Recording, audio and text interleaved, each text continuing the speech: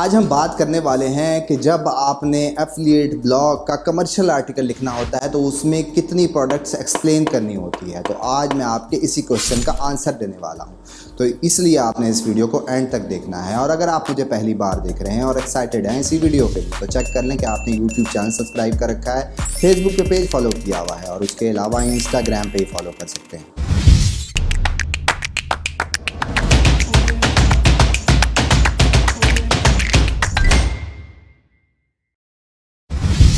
जी हाँ, मैं हूं अस्पर, digital marketer, project consultant and commercial blogger. तो आज की वीडियो में हम बात करने वाले हैं आपके मैसेजेस की, जो कि आप मुझे पूछ रहे होते हैं कि मैंने कमर्शियल आर्टिकल लिखना है, मैं क्या उसमें 5 प्रोडक्ट्स एक्सप्लेन करूं, 6 करूं, 10 करूं, 15 करूं, आखिर कितनी प्रोडक्ट्स मुझे एक्सप्लेन करनी होंगी। तो आज आपको इस वीडियो में उसी प्रॉब्लम का आंसर देने वाला हूँ। तो सबसे पहले बात आपने ये याद रखनी है कि मैंने आपको बताया था, चाहे आर्टिकल हो, चाहे ऑन पेज एसईओ हो, चाहे ऑफ पेज एसईओ हो, उसमें आपने फोकस रखनी होती है सिर्फ और सिर्फ कंपैरेटर एनालिसिस को, जो कि मैंने आपको इस वीडियो में एक्सप्लेन किया हुआ है। उसके अलावा अगर आपको किसी और चीज़ के बारे में जानना होगा तो फिर आपको रिसर्च करने की ज़रूरत पड़ेगी। पर आज हमारा टॉपिक बड़ा ही स्पेसिफिक है कि जब आपने कमर्शियल आर्टिकल लिखने हैं तो उसमें कितनी प्रोडक्ट्स एक्सप्लेन होनी चाहिए। तो बात फिर वहीं आके दोबारा रुकेगी कि कंपैरेटर को देखते हुए जो कीवर्ड आपका टारगेटेड कीवर्ड है उसको देखते हुए आपने रिसर्च करनी है। अब रिसर्च आपने ऐसे करनी है कि अगर आपका कीवर्ड है बेस्ट माइक्रोवेव ओवन, तो सिंपली आप उसको गूगल पर सर्च करेंगे। जिस तरह मैंने ये कीवर्ड सर्च किया, आप यहाँ पर कोई 6 प्रोडक्ट एक्सप्लेन कर रहा है, कोई 8, कोई 10 या इससे भी ज़्यादा या इससे कम एक्सप्लेन कर रहे हैं। तो यहाँ पर पॉइंट ये समझने वाला है कि जब आपने देख लिया कि कोई एक स्पेसिफिक फिगर नहीं दे रहे, लोग एक्सप्लेन कर रहे हैं वेरिएशन में, मुख्तलिफ क्वांटिटी को एक्सप्लेन कर रहे हैं, तो आपको किस क्वांटिटी को फोकस करना चाहिए। तो मेरा हमेशा पॉइंट ऑफ व्यू यही होता है कि जब आप ज़्यादा एक्सप्लेन करते हैं तो गूगल को वो स्पेशलिस्ट पसंद है।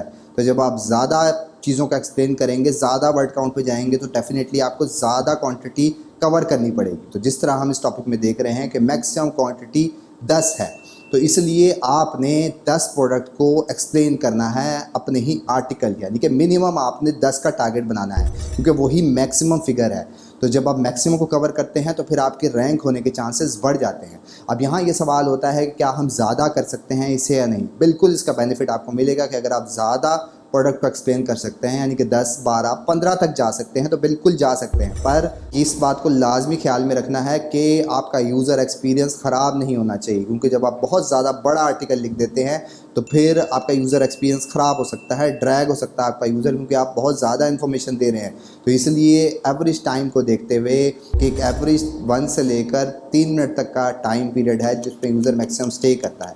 अगर वो 3 मिनट को आइडली यूटिलाइज़ कर सकते हैं तो आप उसी फिगर को कंटिन्यू रखेंगे। तो इसलिए मेरी तरफ से रिकमेंडेड ये है कि मिनिमम टारगेट तो आपका 10 ही होना चाहिए, जो कि मैक्सिमम एक्सप्लेन कर रहे हैं लोग इस कीवर्ड पे। तो आप अपना कीवर्ड भी इस तरह सर्च करेंगे। उनके टाइटल्स में नॉर्मली ये नंबर लिख रखा होता है, पर अगर नहीं लिखा हुआ तो आप ओपन करके चेक करेंगे कितनी प्रोडक्ट्स एक्सप्लेन कर रहे हैं। उसके बाद अपना एक नंबर निकालेंगे, उसी नंबर को फोकस करते हुए आपने अपना आर्टिकल लिखना है। जब मैंने आपको बता दिया कि आपने एफिलिएट आर्टिकल लिखना है, तो फिर आपको इस बात का भी पता होना चाहिए कि जो रिसेंट गूगल की अपडेट आई है, जिसपे मैंने एक स्पेसिफिक वीडियो बनाई है, जिसपे मैंने आपको बताया है कि इन्फॉर्मेशनल आर्टिकल ज़रूर होने चाहिए। तो इसलिए मेरा कहना हमेशा यही होता है कि आपने जब अपना एफिलिएट ब्लॉग स्टार्ट करना है तो फिर आप इन्फॉर्मेशनल आर्टिकल को सबसे पहले कवर करें।